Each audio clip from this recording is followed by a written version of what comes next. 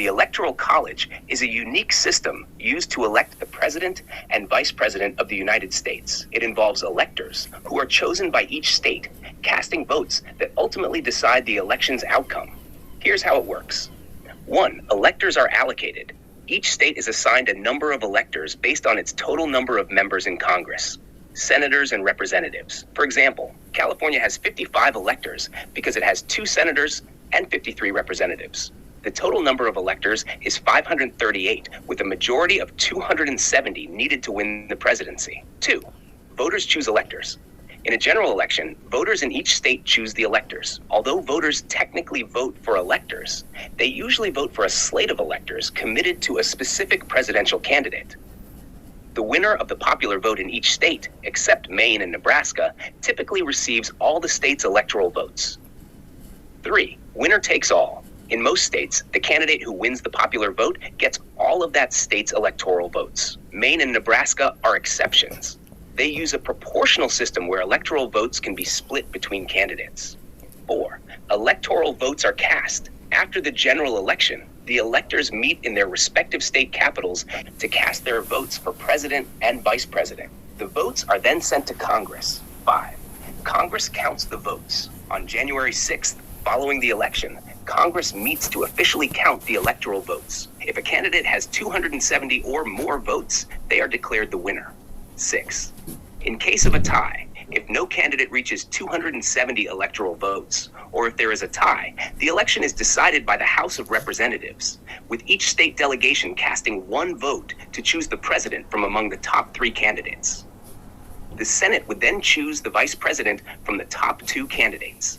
The Electoral College was established by the U.S. Constitution to balance the interests of small and large states, giving smaller states more influence than they would have in a direct popular vote system. However, it has been a subject of debate, as there have been instances where a candidate won the popular vote but lost the Electoral College, e.g. in the elections of 2000 and 2016.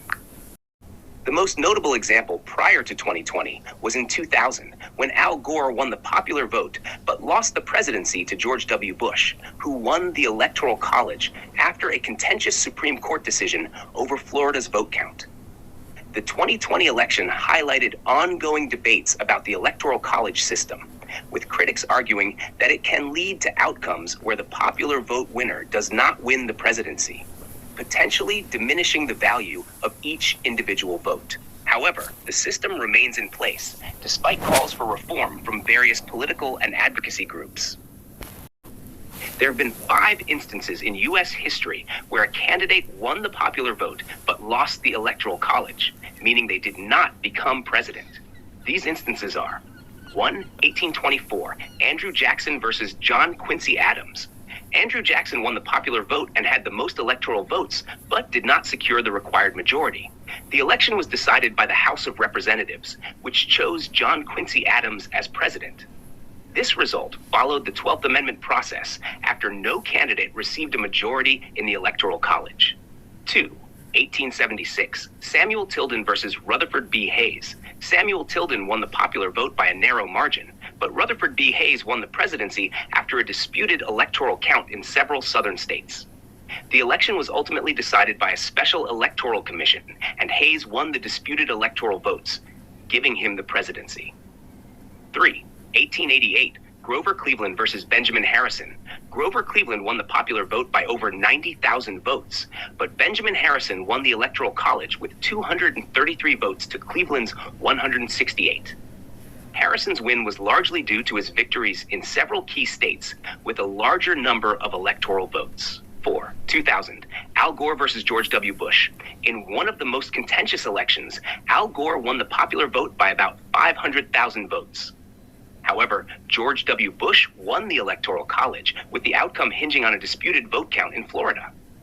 After a Supreme Court ruling, Bush v. Gore, Bush was awarded Florida's electoral votes, securing the presidency with 271 electoral votes to Gore's 266. 5. 2016, Hillary Clinton versus Donald Trump. Hillary Clinton won the popular vote by nearly 3 million votes, but Donald Trump won the Electoral College with 304 votes to Clinton's 227. Trump's victories in key swing states such as Michigan, Pennsylvania, and Wisconsin secured his win despite losing the popular vote.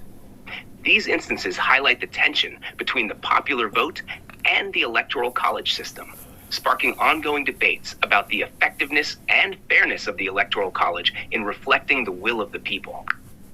The fairness of the Electoral College system is a matter of debate, and opinions vary based on one's perspective on representation, democracy, and federalism.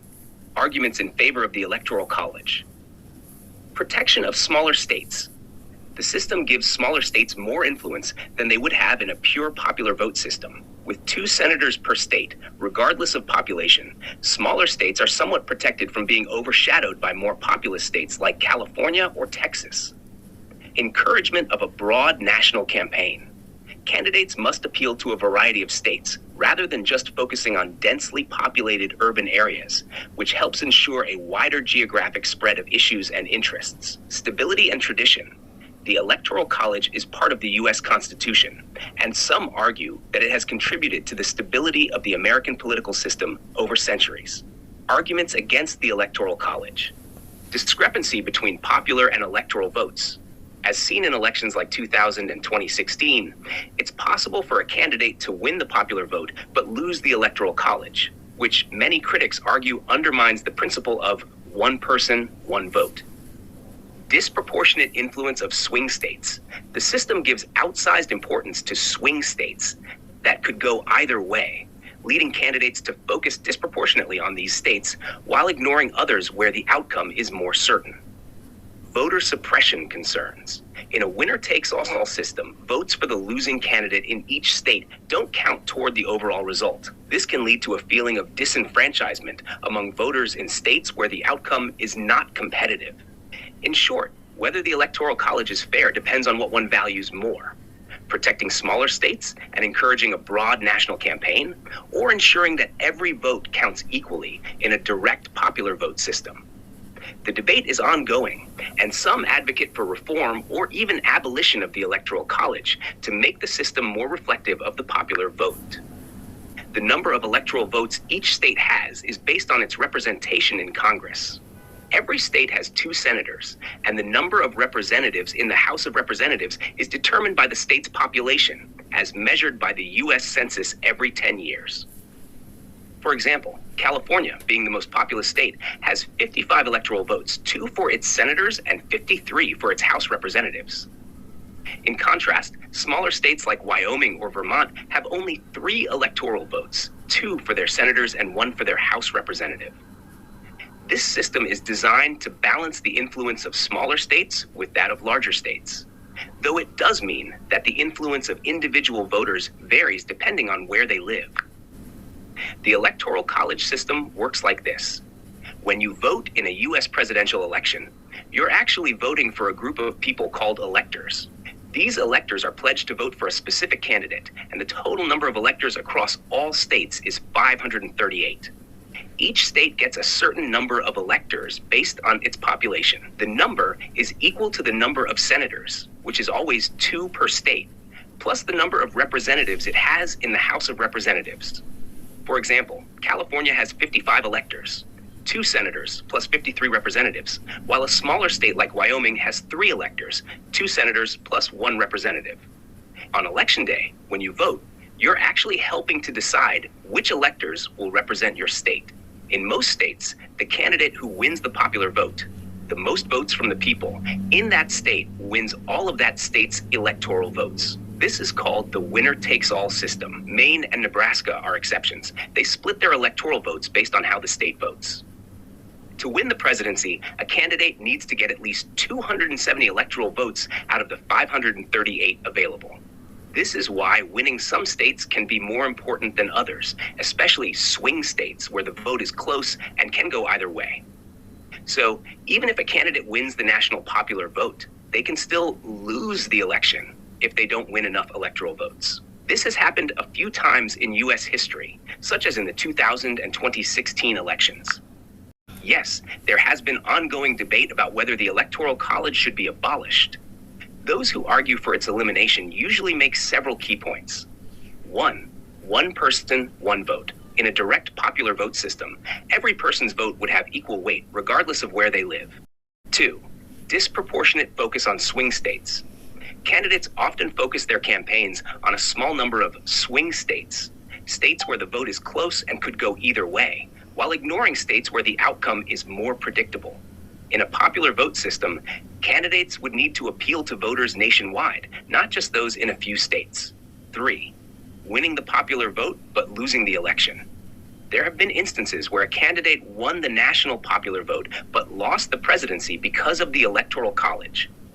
This happened in 2000, Al Gore versus George W. Bush, and 2016, Hillary Clinton versus Donald Trump. Critics argue this undermines the democratic principle that the candidate with the most votes should win. 4. Encouraging voter apathy. In a system where the winner takes all in most states, voters in safe states, where one party is overwhelmingly dominant, might feel their vote doesn't matter as much, leading to lower voter turnout and engagement.